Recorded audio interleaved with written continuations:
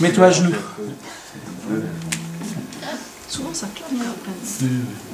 La mec, c'est Ah ouais. Nickel, hein? Ah ouais, le pli là. Là, le pli est dans l'axe.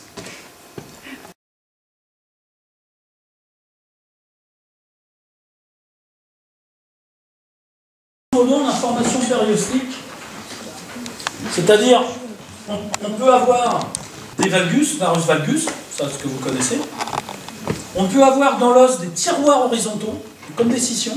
On peut avoir des torsions. Et on a un axe qui n'est absolument pas décrit sur la méthode Poyet, des tiroirs sur axe antéro-postérieur. C'est-à-dire vous pouvez avoir un fémur, un truc comme ça. Par exemple, vous avez une entorse, donc vous allez tomber sur un sacrum sur axe antéro-postérieur, puis vous ne savez pas pourquoi, la fois suivante vous l'avez corrigé, ça revient. Sur un axe antéro-postérieur, sur le fémur. C'est une adaptation à l'entorse. D'accord? Voilà. Donc ça, c'est décrit nulle part, comme lésion. Vous savez que le périostique, on tombe sur ça. Voilà. Alors ça, on va commencer par le pied. J'ai scindé le pied en deux parties. Donc le jaune correspond au pied de réception. Et même encore mieux, quand vous posez votre pied par terre, c'est les forces qui... vers le sol. Après, quand vous marchez et que vous repassez sur la zone de propulsion qui est en violet, ça va du sol vers le haut. Et vous verrez qu'à un moment donné, dans les membranes, ça c'est nouveau aussi, il y a une partie des membranes qui se fait dans ce sens-là et une autre partie des membranes qui se reconstruit dans l'autre sens, sur la première colonne. Et par exemple, on ne vous a jamais expliqué pourquoi le naviculaire correspondait et au basion de l'occiput et à la lame crinée d'ethmoïde. J'ai la réponse en mondiologie.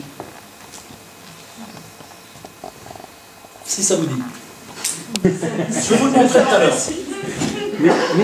Et toutes les jonctions, toutes les problématiques de torsion, vous allez tomber sur toutes les entorses. Ça va être une énorme torsion juste à cet endroit-là. Juste au-dessus de la malléole interne. Pourquoi ici vous tombez sur des torsions? C'est parce que, pourquoi des fois les chevilles, quand ça pète ici? C'est parce que s'il n'y avait pas cette possibilité de torsion à cet endroit-là, à chaque entorse, votre pied sera explosé. L'information ici va mettre en lésion profonde et en torsion et en dissociation cette partie-là pour maintenir la cohésion du pied. Et il y aura une partie qui sera très difficile à libérer, ça va être la malléole interne. Parce qu'elle peut avoir des sens de rotation comme ça, pendant que le plateau tibial, lui, va vriller. On va voir ça en détail. C'est pour ça que je ne pouvais pas faire les bras, les épaules en même temps dans ce séminaire-là, parce que là, vous allez vous taper sur la tête. Donc, l'autre règle, vous voyez bien que vous avez des os épais. Eh bien, on ne va pas les libérer comme ça, il va falloir d'abord aller libérer les métatarses, les os longs, parce que c'est eux qui vont compenser des torsions qu'on ne va pas forcément avoir. On va tomber sur des os qui sont durs, mais il va falloir aller débloquer déjà ces parties-là avant de pouvoir accéder aux autres. Maintenant, je vais vous montrer le protocole de notre ami qui avait un problème à la cheville gauche. D'accord. Bien, il y en a qui suivent. Allonge-toi. Donc je regarde déjà si mon travail a tenu depuis ce matin. Ça a l'air pas mal.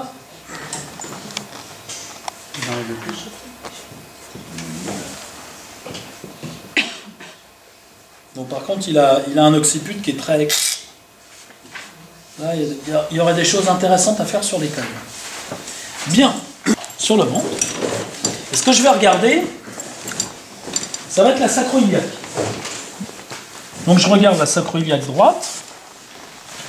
Sacro-iliaque gauche, il y a plus de tension. Oui, tu vois? Là, elle est bloquée. Dites-vous que quand la sacro-iliaque ne se débloque pas bien ici, il y a un problème là. Qui veut aller me l'écouter? En mouvement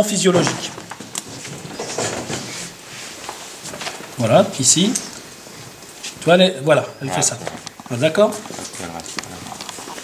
Voilà. Donc ici c'est dur, hein. Tu remarqueras, cette partie-là est très dure. Voilà. Ouais, oui. D'accord. C'est très très dur. Donc moi je débloque toujours petit bras, grand bras. Hein, pour avoir la précision. Là donc ça descend, là ça descend. Ok, donc ce que je vais faire, je vais aller calage fil. Retourne-toi. Vous allez travailler par 3.